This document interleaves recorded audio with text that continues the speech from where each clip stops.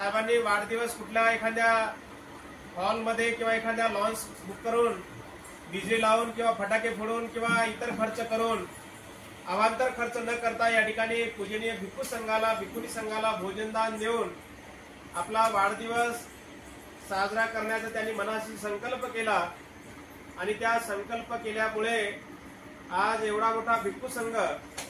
खरं तर बौद्ध साहित्यामध्ये असं सांगितलं जातं की एका भिक्खूंना भोजनदान दिलं तर 1000 लोकांना भोजनदान दिल्याचं पुण्य लाभ होतो।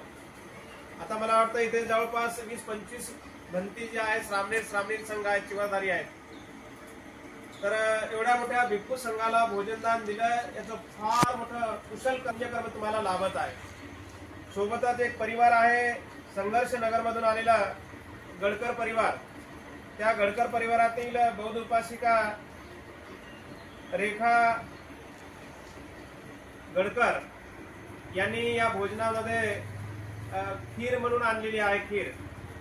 तर या दोन्ही परिवारांच्या अगदी फार मोठ्या श्रद्धेने या ठिकाणी भिक्खू संघाला अन्नदान भोजनदान दिल्या जात आहे।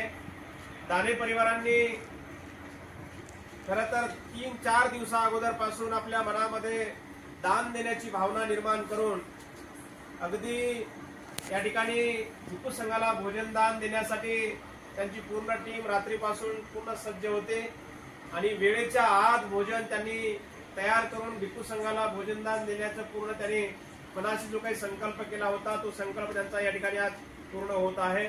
तेव्हा गडकर परिवार आणि दाने परिवार या दोन्ही परिवारांना सूचना आहे की हात जोडून शांत चित्ताने एकाग्र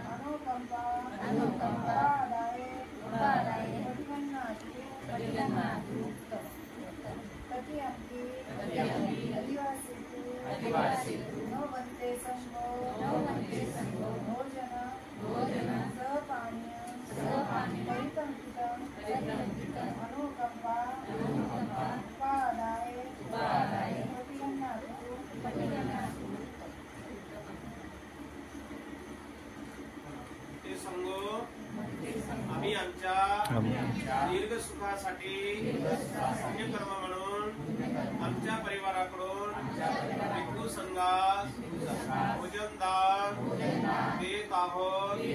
या भोजनाचा स्वीकार करावा असे आम्ही दुसऱ्यांदा तिसऱ्यांदा विनंती करतो। पटी संखायोनि सोपिंगपातं पटी सेवामीने वदवाय नमताय नमर्जनाय नविभूषणाय यावदेव इमसकाय सविद्याय पनाय